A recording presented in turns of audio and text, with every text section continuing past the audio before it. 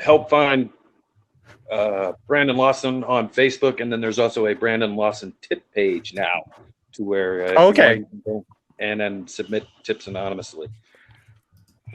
All right, cool. What is up? We are back live on Get Vocal. This time, I think we're live on Twitter and on Facebook and on YouTube. So and on the moon. Very much. And we're being broadcast live to the moon. So what is up? There we are. Yeah, here we go. We got Jason Watts here, and we got Jillian Kuzma. What's up, Jillian? Not a whole lot. How are you guys? Oh, good.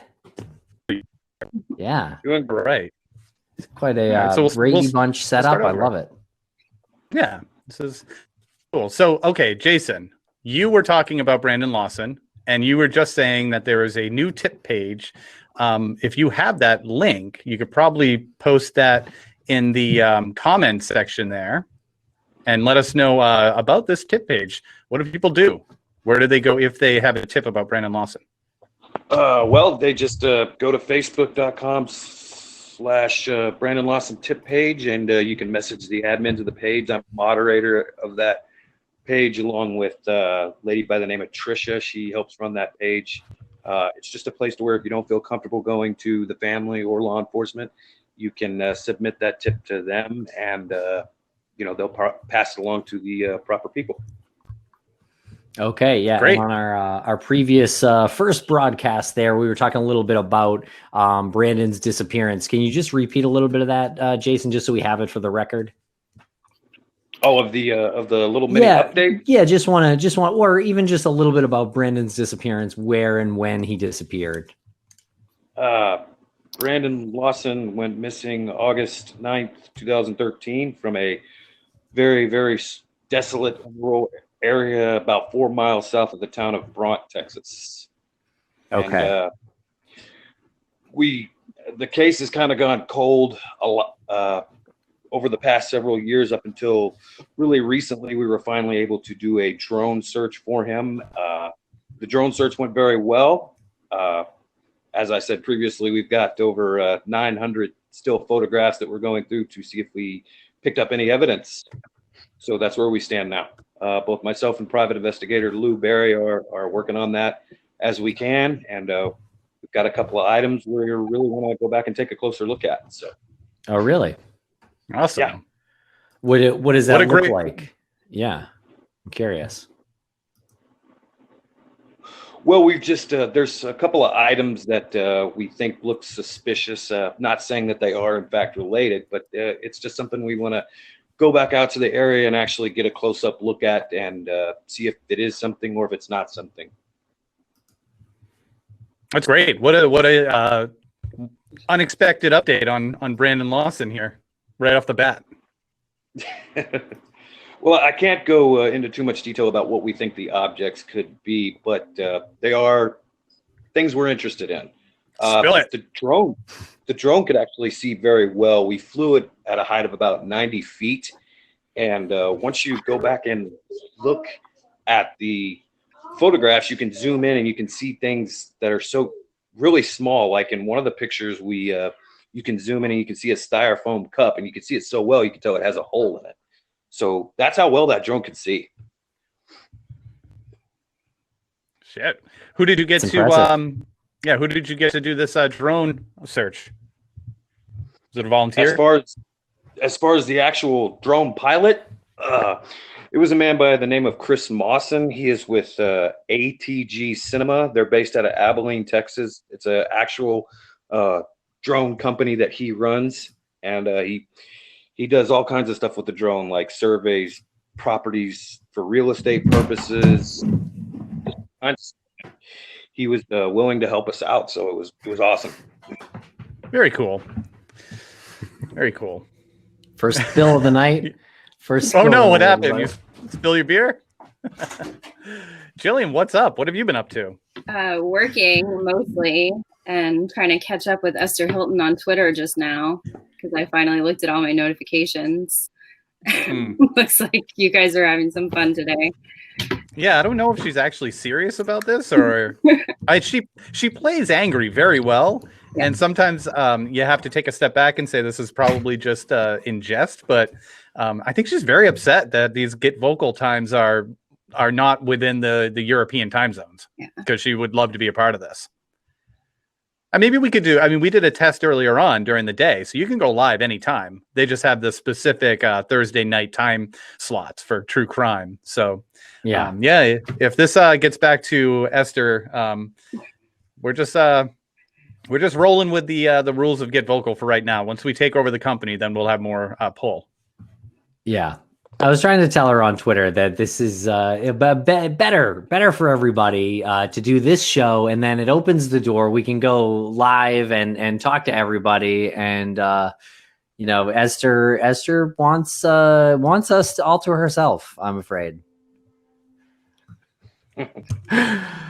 Which is fair. I get it. I totally get it. Okay. So, Jillian and Jason, you have been following along. Have you been following along with the Erica Franelich episodes that have been airing this week and a few weeks ago? I just finished the 2 new ones about 5 minutes before we got on here. So. Oh, good. I was about to yell. Wow. I was going to yell at everyone. Yeah. And I finished mine this morning. Twice. What do you think? I assume that. Yeah. After you finished, Absolutely. riveting, right? I'm gonna have to listen to them again before I go to sleep because I just can't stop thinking about it. Yeah, it's a crazy case. Very, very interesting case, just for sure. Yeah. But it's got a lot of good people working on it, like Lou, Barry, and Greg Overacker. So that's awesome. Anytime those guys are on a case, nothing but good things are going to happen.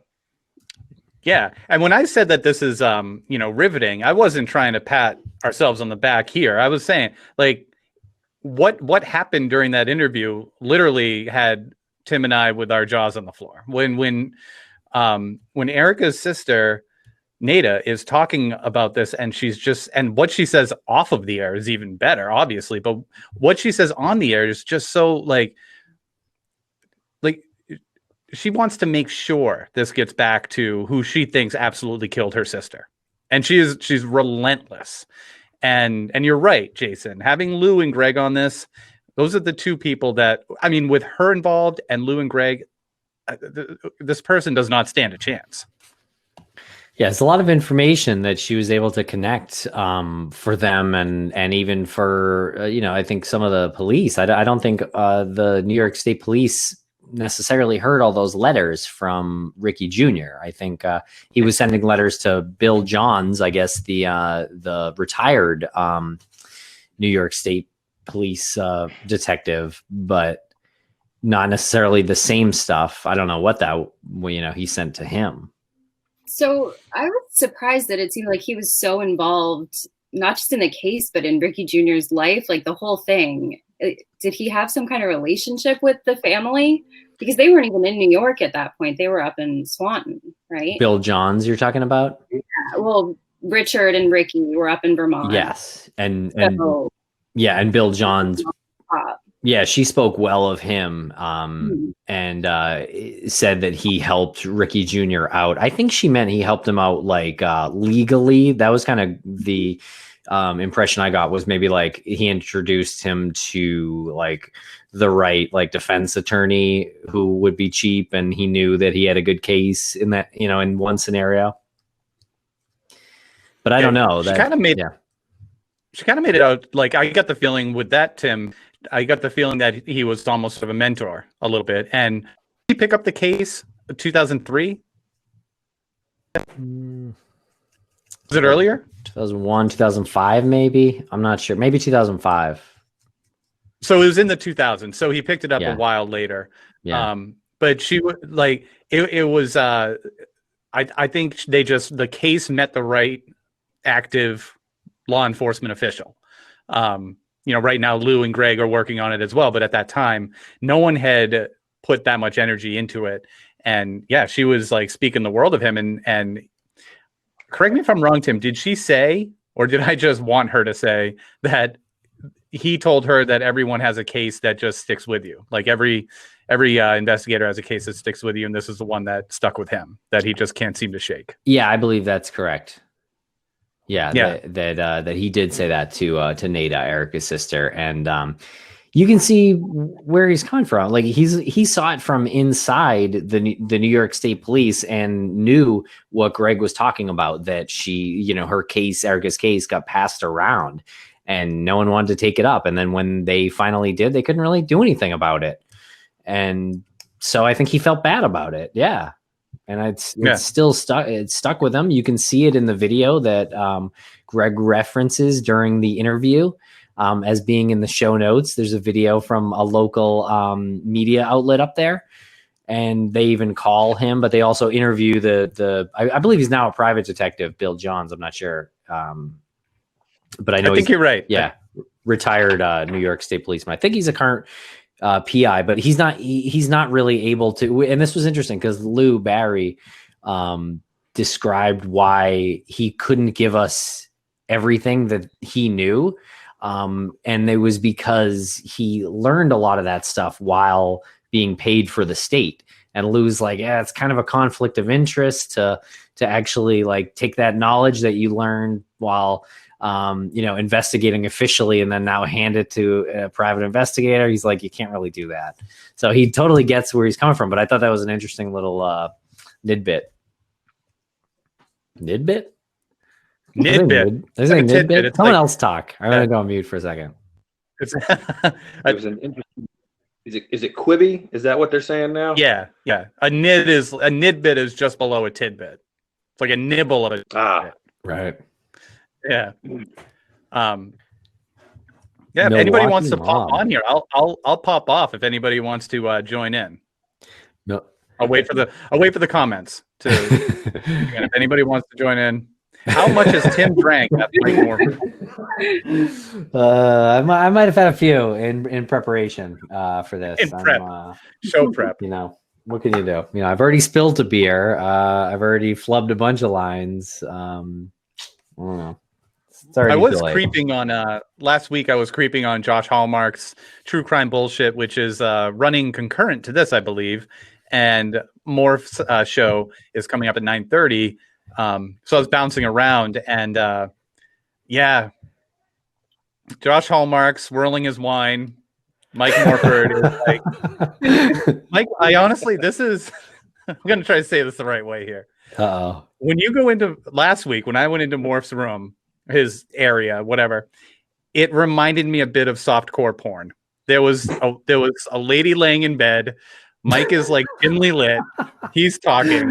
They have their phone and they're listening. And I was there for a second and I'm like, I don't belong. This is not. They're that's how I roll. That is a great endorsement for Get Vocal. Kind of like softcore porn. Well, if you're in Morph's room, if you had seen it, you'd know what I was talking about. It's very casual. It's a casual environment, It's late at night. We're all hanging out. What do you guys? I hope you guys are drinking. I'm drinking. Yeah. Well, okay. To Sally. Yeah. Okay. To Sally's defense, there. Probably in Britain. Thanks for the plug. Yeah. So not go into Mike Morford's. Got it. It's got some great lighting in there too. And like candles and stuff. So, Jillian, tell us what you've been doing for private investigations for the missing. So I work on the website and the blog mostly, which has been a little bit on hiatus lately, kind of slowed things down, but it should pick up soon. And then all the social media stuff. So right now, really focused on Erica's case, obviously trying to get that out there. And if you guys haven't seen it, there is a page out there for her where you can download missing persons flyers, things like that. Share it with everyone you know. Yeah, we'll forward that link out again. As soon as we can. As soon as I tomorrow maybe when I remember when I listen back to this. But yeah, that's a great job. And we've been doing you've been really setting up these geo-targeting ads on Facebook, sort of sending these episodes directly to specific areas in this country where certain person might live and where Erica went missing too. Yeah, so we did 2 that were both targeted just in the like St. Albans area of Vermont, where Richard lives now, and then around Schoharie County in New York, where Erica went missing from. And the reaction was really good. There were a lot of comments. There were people saying that they remembered her. They'd seen her missing persons flyer in the police station before. One of them had like a little slideshow of all photos of Erica, and it seemed like a lot of people watched that, went to the page, clicked on the links. So if people especially in the Swanton area up in Vermont were seeing that, then there's a good chance people that knew Richard were seeing it and might not have been familiar with it. So, yeah. Well, we do know that that some people familiar with Richard from that area saw it and were not aware of that information previously. So I think that's good. That's really good, and not just random people, like his neighbor. People like that he worked with. And did we say who Richard was? Richard was her husband at the time, and they had a very tumultuous relationship. There was a lot of drug use. There was a lot of abuse. I mean, that interview with Nada, she goes into the history of ridiculous violence that happened in Richard's family, to the point where Richard and his brothers, when they were big enough, decided that it was time to kick their dad's ass. Like, they put a beat down on their own dad for all of the abuse that he did to them and to their mom. Yeah. And then they got even further messed up. They had more PTSD because they couldn't wrap their head around the fact that their mom continued to sleep with the father after this. No, no, I almost viewed it as it was like a defense. Like he told Nada that as almost like a defense. This is why I am who I am and why I did what I did. Like, this is what I grew up being raised around, and this is what I saw. And my dad beat my mom, and then she still slept with him. And that was how women behave towards men, Yeah. Yeah. Yeah. I almost saw it as like a excuse for killing Nada, or not Nada, Erica, for it's not his fault. It's how he was raised, and he just can't help it. Yeah. Yeah, but it is. I mean, there is, whether that's the excuse or not. I mean, that's still a impression that cannot be reversed, and without proper treatment. And it is an excuse. It is the two things. Without the drugs and like the drugs and the abuse came together. So those two things came together, and this was the result. This young woman, Erica, is missing, and she's probably been murdered by him. If one didn't exist without the other, then maybe it wouldn't have happened. Maybe someone could get help for drug abuse, or maybe someone could get psychological counseling for their physical abuse. But putting those two things together is just a perfect storm of toxicity for Erica in that situation. And what a crap alibi or whatever he gave himself. Like, I dropped her off at a bus station. It's like he just watched a movie about, someone who does something to somebody, and they're like, yeah, I dropped him off at a bus station. Like, didn't it feel like he did? Like, there's no thought put into this. Just flying off the cuff. He have a story ready if anyone asked him. He just came up with that on the spot. And Yeah, he probably saw a bus pass by the background, and he was like, "Oh, a bus! Yeah, I dropped her off at a bus station." Yeah, I mean, I think Greg makes a good point, because that night at the bar, I'm not sure the exact date, but I believe it was like 2 weeks before he said that he dropped her off at the bus station. So where was she for those 2 weeks then, if she was still around? Well, she was last seen on the 13th, and I think he said it was the 31st. I think he just kind of transposed the numbers in his mind. Okay. Maybe. Oh, he might have said it wrong. Yeah. Yeah, or he just really wasn't paying attention and thought people would believe that, she was gone 2 weeks later, even though nobody saw her in those 2 weeks. Yeah. Yeah, because it wouldn't have been that night, right? They were out at the bar, and there were other people there. They would have known if that was the case. Well, and didn't people see them fighting that night? They saw them. Yeah, they saw them arguing, and there's apparently much more to that that carries on later in that night. Want to give a shout out to Milwaukee Mob in the chat room. How's it going? Milwaukee Mob says, "Love the cat." Jason Watts has a cat. What's up, Jay? My wife's dead. Go further. Are you allergic? No, me and this cat have a love-hate relationship. What's the cat's name? Kiki. It's Okay. adorable. Oh, Yeah. She's doing that because she knows I'm live where people can see me, and she thinks it's funny. And she's totally nonchalantly playing it off. okay. All right, John Lorden. John Lorden joins the room, immediately takes a shot at me. Looks like I'm made of Lego? I don't even. Do I look like a Lego figure see, right now?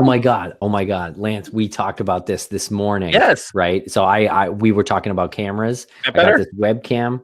I got this webcam where I like sharp, look like HD, and Lance skimped a little bit, and then we were like, we were like, would John Lorden have done that? And we're like, no, he wouldn't even have considered that. And so we're I'll tell you a secret. I'll tell you a secret right now.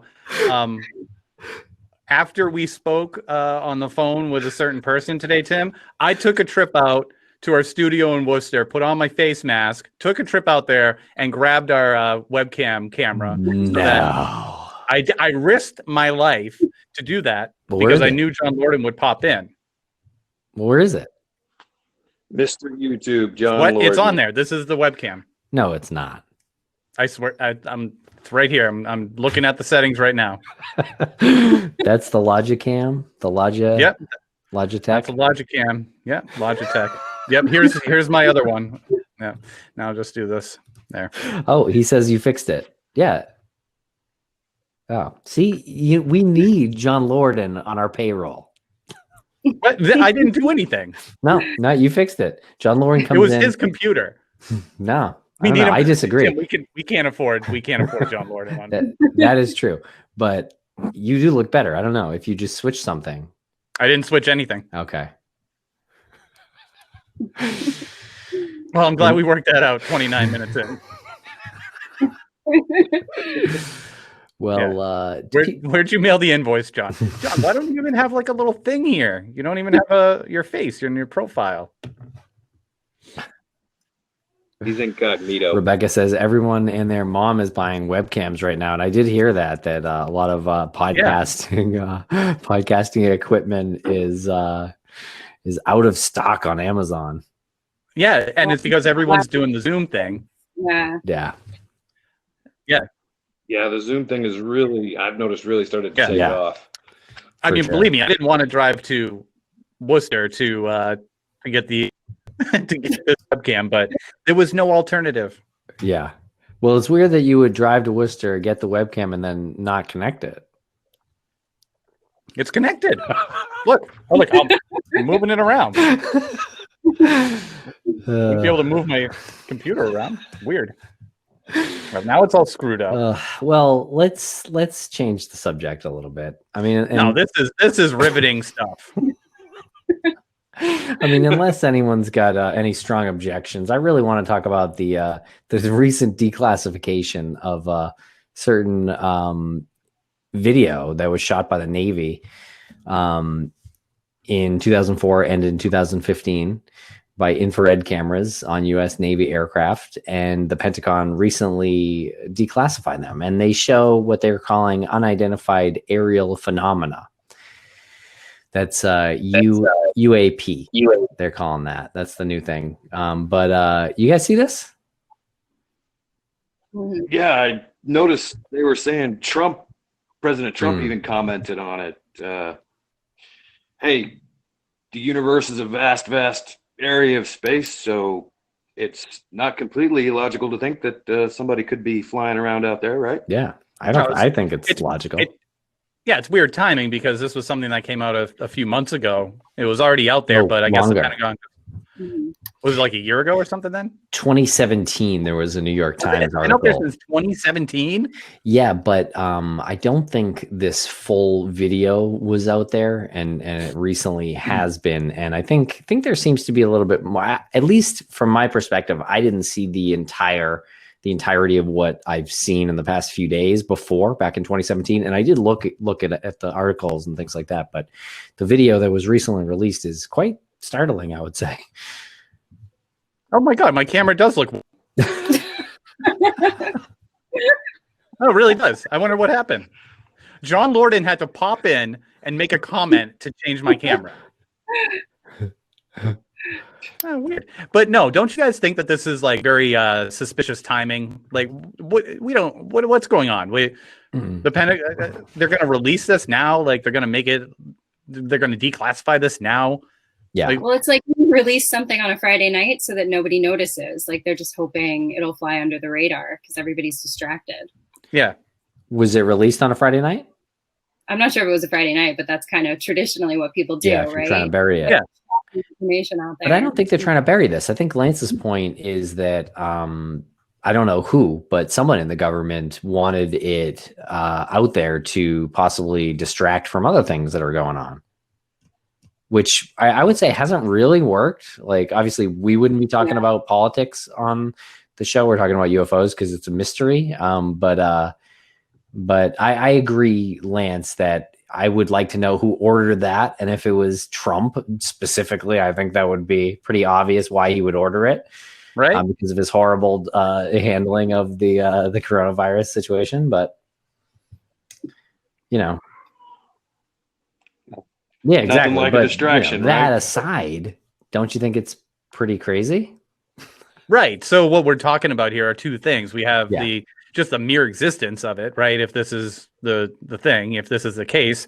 And then we have like, well, why is it there now? And Michelle says the truth's out there, Tim. It seems like Milwaukee Mob has a lot to say about it. Did you want me to pop off and you can hop on Milwaukee Mob? You can talk. The Black Vault has talked about this. It's the hidden truth. Love to hear what they have to say. I don't know which is more mysterious, the reason why it was released, or, I mean, there are worlds out there. It really shouldn't be that much of a surprise to me if there's intelligent beings that were capable of doing something similar than humans did. I mean, we're really not that special. Right. But is it not surreal to see? I don't know if you've watched the full video, but it's again, like, it does things, and it's shot apparently by like the Navy GoPro, like on the jet or whatever. Like it just, I don't know. It doesn't seem like it's doctored at all. To me, it seems like pretty good proof. Like probably the best video evidence we've ever seen. This was released officially by the Pentagon, and the video is what it is. It could have been a drone. Could have been a drone. Weird about? distance. What are you talking about? Hold on. Let me put this article in the chat here, because it's going like hundreds of miles an hour, like 100 feet or less above the ocean, off the coast of Florida. One of them was, and it's pretty wild. And what's almost crazier to me is that the Navy pilots, and you can hear them in the video, is like, I feel like that is almost proof enough, or not proof, but it's like circumstantial evidence as much as the actual video itself to me, because the way they sound, it's like they've never seen anything like that. They're perplexed by it. I don't know. If it shocks the military, then pay attention. Yeah, but how can we even be sure that that's the military? I mean, who tells us that this is the Pentagon that released it in the first place?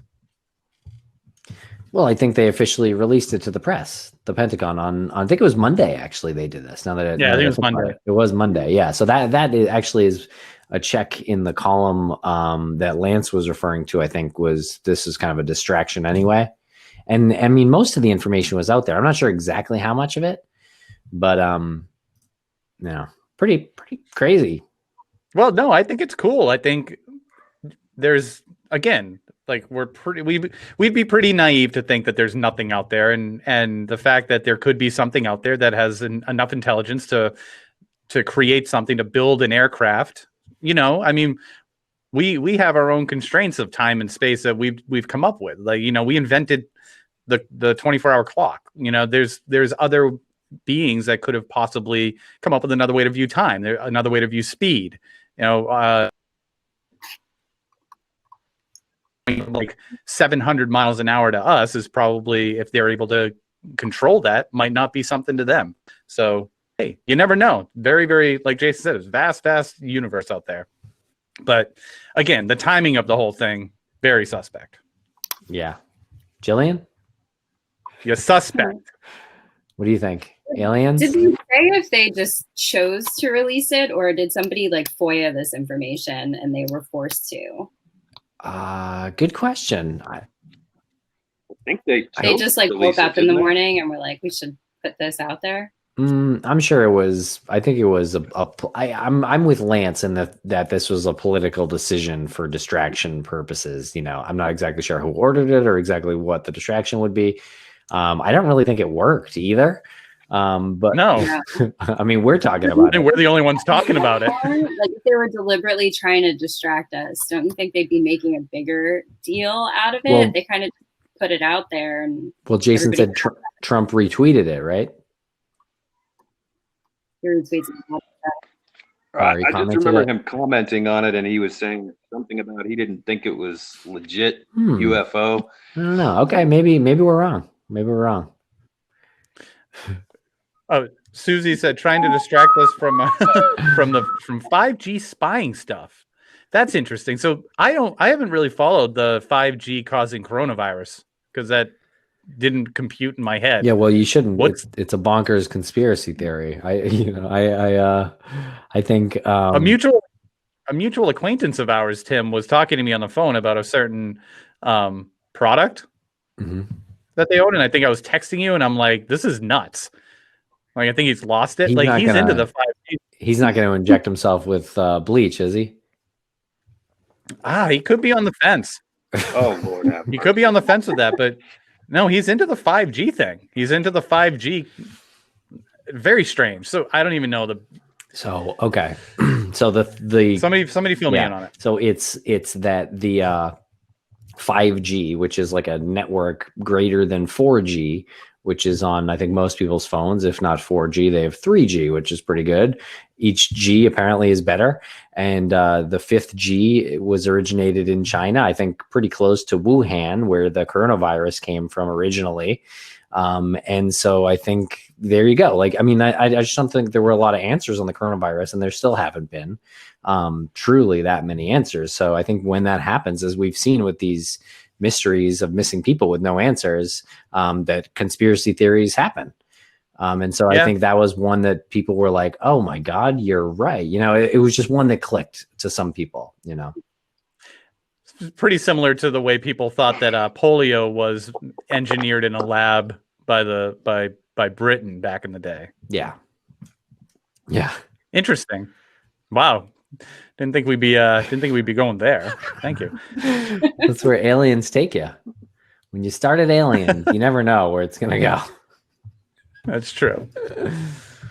Well, this has been fun so far. It's already 9:40. My gosh, what a blast! I know. Time flies when you're having fun, you're not kidding. So all right. So what else is going on? What else do you guys want to see from for the Erica Franelich case? Because we are going to continue our coverage, and we have some access to more of her family and potentially even his family, who all think he's quite suspicious in Erica's disappearance. Richard, that is. Yeah, that would be really interesting to see what his family has to say about it. Yeah. That might or what people in Vermont who knew him after Erica went missing think. Like, if this was news to them, get their reaction. Mm-hmm. If you heard from anybody that might have anything to say about that, especially maybe some of Brianna's friends that might have known Ricky also, if they have any thoughts on it. Yeah, I'm curious there, because you're right. I believe they said that a friend of Brianna's used to date Ricky, and I think So I think Ricky Jr. and Brianna must have known each other. I think they were in the same high school. That is crazy. Yeah, they were in the same high school for a period of time when, you know, so Ricky's mom went missing, and Brianna was about to go missing at that point when they knew each other. Yeah, I had to pick my jaw up off the floor when they said that. I was like, what? You got to be kidding me. Very, very interesting aspect for sure. Yeah. That's some bad luck if you just happen to move there. Makes me wonder which is more likely. Which is more likely, the spacecrafts or Richard being involved with Erica's disappearance? I think they're both pretty goddamn likely. Like, the only thing missing for Richard is that there's no video evidence. Whereas in the aircraft, the alien aircraft, you got the video evidence. But I don't know what to make of the Brianna connection. Same town, same Vermont area. is like one big small town, though, especially up there. There's so few people. So maybe it's not surprising, but it's weird. I can't stop thinking about it. It's weird. It's weird, right? Assuming Richard had nothing to do with Brianna's disappearance, because I don't think he did. I think, but I will say it's really a weird coincidence that he moves. His wife goes missing, and then he moves to a place where a young girl goes missing. He's like, I don't know, like a stone's throw. He's like 2 miles or something from that. Where Brianna went missing, the old Dutch burn. Like, I don't think I've ever lived that, to my knowledge, I don't think I've ever lived anywhere that close to that. I'm just saying the odds are pretty damn weird. Yeah. Also, the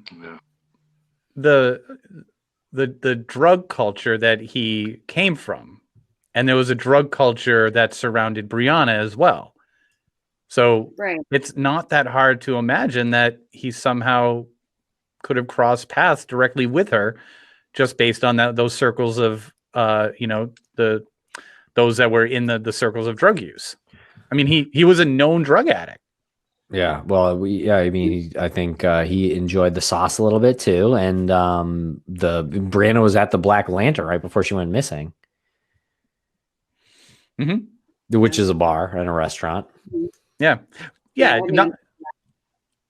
But what was that, Jillian? Yeah. It would be really curious to see if he or anyone he knew frequented the Black Lantern. Well, I mean, if you're just playing the odds, if you're just looking at the area, I mean, the guy drinks. There's probably like 3 places that people drink there. Exactly. I would imagine that it would be very odd for him to have not had frequented the Black Lantern at some point. Yeah. But I mean, we're not trying to really. This is just like workshopping some scenarios.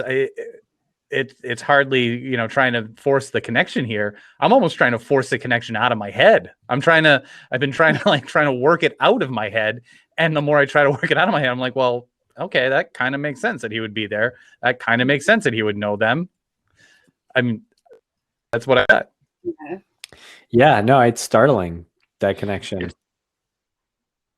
just one of those really weird coincidences. I've had 1 or 2 in Brandon's case. Okay, well, as you know, when Brandon Lawson went missing, he was wearing a pair of white Nike tennis shoes. And I think it was during my first or second trip down there, we were underneath the bridge that goes over the Colorado River, which is notable in this case because, it's quite possible he was very close to that area during his last communications. And I actually ended up finding a white Nike tennis shoe underneath the bridge. It was one of those, oh my God moments. And then once we got closer to the shoe and took a really good look at it, we were able to determine that it was a coincidence, just a really weird coincidence. The shoe was not related to Brandon in any way, shape, form, or fashion.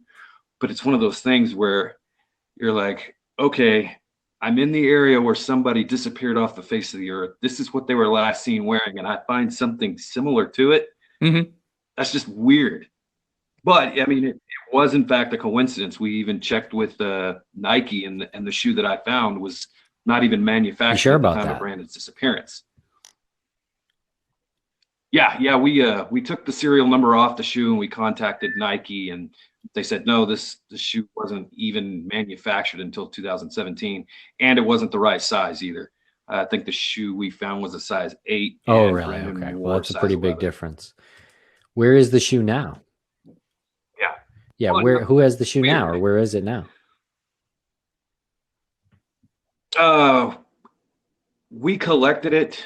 I don't have it. I think maybe Aaron Larkin has it. I'm not sure. Okay. All right. Susie, what's yeah, that's crazy. That's a crazy it must have got your adrenaline going when you found that. Yeah. Oh man, you want to talk about a oh crap moment? I wasn't sure what to do at first because I was almost too scared to get close to it. But you have to make sure. And as soon as I approached it, I mean, it didn't look like something that had been sitting at that time out in the elements for a number of years. It looked like somebody just took a brand new shoe and tossed it off the bridge as they were driving over. Okay. And Susie had a good point here about between Liko Ken and Bruce McKay and Maura Murray's appearance. I think she's talking about the Richard and Brianna. You know, all of it is very similar where these circles of violence kind of come together, like Kenny and Bruce McKay. But I guess when you're looking into one thing, you know, it doesn't happen is a term like it doesn't really happen like in a vacuum. You know, if there's some violence going on in one instance in one area, chances are it's like a sort of a breeding ground for other violence. Like, right. Especially been thinking about this with Vermont a lot. It's a really small state. Everyone kind of knows each other, but there's a really low crime rate. So it's weird that you have these two kinds of like crazy crimes where people go missing and there's a connection between them, you know, in a place like that where not a lot of people go missing and there aren't a lot of murder. There are very few murders in Vermont. So. Yeah. I mean, do you think that's just because there's not much law enforcement or because like, I don't know, it's like a culture of keeping to yourself or what is that? I don't know. It's a little bit of the culture, but there was a big drug culture up in that part of Vermont at that time. There still is. So maybe it is just a coincidence. It probably is, but you know, keep going back and forth about it. So. Yeah. Still blown away by how wide the camera is now. Aliens though? Yay? Nay? Well, where did the Bernie and I'm sorry, the Betty and Barney Hill abduction? Yeah. Also, yeah. That was in the White Mountains. Isn't that no county that Maura disappeared from? It is, yeah. It's very, very close. Franconia, I believe, or Franconia Notch, I believe, is where Betty and Barney Hill apparently had some missing time, an experience where they lost some time and claimed that I think they believe they were abducted by a spacecraft. This happened in the 50s. I feel like Milwaukee Mob has a lot to say about this. Says no. Milwaukee Mob says no. Aliens are not real. No. I beg to differ, Milwaukee Mob. Did you see that video? We have to stop calling them aliens. Well, I guess later on, we all hear a knock at the door, and it's the dudes in the black suits with the little. Yeah, I don't know. I might be a little, I don't know, predisposed to want to believe it anyway. So I could show you some books back there that would prove my point there. Actually, speaking of the Men in Black, I think I have a book on the real Men in Black. Milwaukee Mob mentioned John Keel for a second time. Let me see who this is. Who is John Keel? Anyone? The Mothman guy. Right? Is it? Oh, okay. I'm very familiar with the Mothman guy. If that's okay. Yeah. Yes. He's got a bunch of stuff. I was watching the old untold mysteries. I love the Mothman story, Lance. You know. Oh yeah, don't get him or Indrid Cole. He'll get going on that dude too. Indrid Cold? Oh my god! All right, Indrid Cole. About the Mothman? You want to hear about the Mothman? We need to bring Milwaukee Mob on to hear this, but yeah, I think Michelle. Michelle's Pan Man versus Mothman.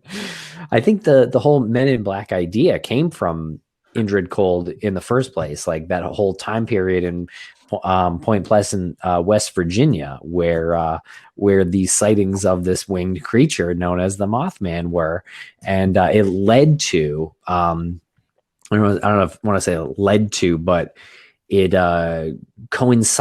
those sightings coincided with a real tragedy of a bridge that collapsed. The Silver Bridge collapsed. A lot of people died, fell into a river. It was in December, horrible, cold river. Like 64 people died or something. I don't remember the amount. Yeah. And didn't somebody report seeing the Mothman on the bridge shortly before the collapse? Yeah. So this guy, John Keel, I didn't remember that was his name, but he is played by Richard Gere in the movie The Mothman Prophecies, which is kind of fun, I gotta say. It might not be all accurate and everything, but it is kind of a fun movie. The mystery is great. So obviously it's a tragedy, but then after that happened, people, I believe, had been saying that they saw sightings of, I guess, Men in Black or this Indrid Cold character who was kind of known as the Grinning Man, and he had kind of gone into a few establishments and asked about I think the sightings of either the Mothman or some UFOs in the area, and then would laugh, and his smile was apparently bigger than most normal people's smiles. So that was basically the story. And then so it kind of, I think, became UFO lore after that in some towns, if there's a UFO sighting or something, occasionally there will be these Men in Black figures who come by and sort of try to wipe people's memories, or at least intimidate them into not talking about them. But the twist is they're not Tommy Lee Jones and Will Smith, like Americans who are military. They're actually the aliens who are trying to keep you quiet.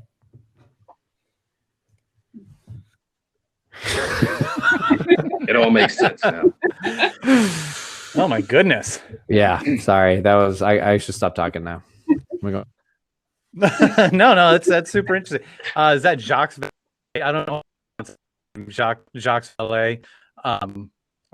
Yeah, that guy is that's a smart dude. Writes a lot about I think he was an astrophysicist or something. But yeah. Check. Have you read him, Tim? I'm looking at him now, though. Yeah, interesting stuff. No, I have not read him. Yeah, it's always interesting to get someone who's got that sort of pedigree. Yeah, something that feels a little bit fantastical, Wait a second here. Are you saying? What we can do? We could go to the Bridgewater Triangle once we can leave our homes, and we have to spend a couple of nights there. We do. We just have to do this. We have to see what goes on there. I didn't say that. I probably just laughed. Oh, okay. Yeah, I think we're so close to it. It's you don't you're close to Salem. You go to Salem, you see you take the tour, you see the cemetery, you see maybe get a psychic reading. You gotta go to Bridgewater. You gotta go to Bridgewater, the Bridgewater Triangle. It's legendary. I've been to the Bridgewater Triangle. It's just it's 3 cities, and you really got to go to the bog or something to find something weird. You got to go to the woods or something. Yeah, that's what I'm saying. We got to get Christopher Garetano, and we got to head on in. We got to strap something to our heads that's going to make us, think into a 6th dimension, and then we can report back. That's funny. I want to go to America's Stonehenge. I think is in, I want to say Salem, New Hampshire, or it's somewhere right over the line. It's in southern New Hampshire, near the Massachusetts line, and it's supposed to be a really cool area where there were some human sacrifices. They have evidence of human sacrifices having taken place 2,000 years ago. I don't know much else about it, but I feel like there's at least an episode to do there. Oh, there's at least an episode. I'm pretty sure we had some human sacrifices going on in at the ground level of New Home. Well, every episode of Crawlspace takes at least one animal sacrifice. Usually it's a goat, but They're running low this time of year. Dark, yeah, souls. this time of year, yeah, we have to pivot usually this time of year. Yeah. Yeah, Usually pivot to some foul. yeah, endangered owl, maybe. I don't know. Yeah. Oh, we'll rip an owl here. on Crawl. Look, Josh Hallmark's in the chat room. What's I up? see that. Josh Hallmark. Let's just say hi to everyone. Kira, what's up? Rebecca, what's up? Shelly, Josh, Liz, Michelle. Oh, Shelly, there's 2 Shellys. Milwaukee Mob. Please. Erin. Too many goats. You know what happened Erin, then. who bought these shirts on Zazzle. You can find the link in the chat room. Lisa. 2 of them. What, 2 of them? Yes. Devin, what's up, Devin? Devin, who has that, I believe has that same hat that Lance Rainsterner is wearing right now. That Crawlspace hat, limited edition. Susie, My hair, it's ridiculous right now. I want to before you keep. Hey, What? bad about your hair, Lance. I said, don't talk bad about your hair. Look what's at happening least to it's me. under I think- control. Yeah, I take that right now. Mine's going in all directions. So who do we have coming up next? I'm not super familiar with how these blocks work, but I know we have All Things That Go Bump in the Night, hosted by Kelly Blank. That's at 10 p.m. And then there's another 10 p.m. one, True Crime Lab podcast. That's coming up as well. I'm not sure if I missed anything. At 11 p.m., there's Killer Kids by War Baby. So just want to, if anyone's hanging on, they want to continue conversation with other like-minded individuals, those are coming in. But I'm not sure how the channels work. So maybe just bounce around to all different channels. Yeah. Get Vocal is a pretty cool platform. Happy to have done our first show. Get it in the books and do another one. I do think we're gonna just pop on here randomly. So make sure to subscribe to us, whatever that looks like. Still figuring out the interface, but follow us, subscribe to us, friend us, and we will be back. I'm sure we're gonna be doing more than every Thursday night at 9 p.m. But we are at least going to be doing that. We're at least committed to that. But I'm pretty sure we're going to be back tomorrow afternoon. Is this streamed on Facebook at the same time? It does. Facebook, Twitter, and YouTube. So yeah. But I believe the best place to interact is on Get Vocal, because we can bring you on too. Through the other apps, it's just a little tough to keep track of all the the comments on 4 different platforms. So They nailed it. Get Vocal. They nailed it. Get Vocal, everybody. We do not own stock in Get Vocal. Yes. Important to know. We've been accused. We are getting no kickback from this. That's not very convincing, Tim. Swear to God, we're getting no kickback, guys.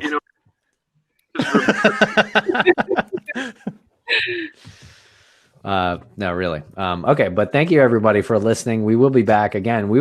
Follow us, because we will be back tomorrow. I promise you. Yeah, we have nothing else to do.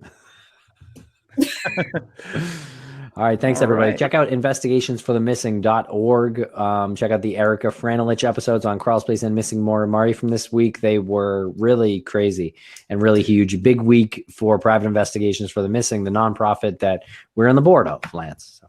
Yes, we are. And Michelle just posted that link right there.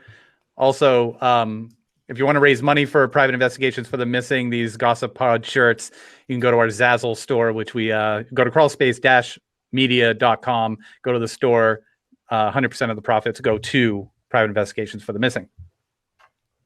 When you buy the shirt, this shirt, not the other shirts, this shirt.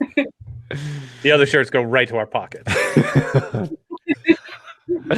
All right, everybody. Have a good night. Thank you very much. All right. Bye, guys. See ya. Bye. Joe,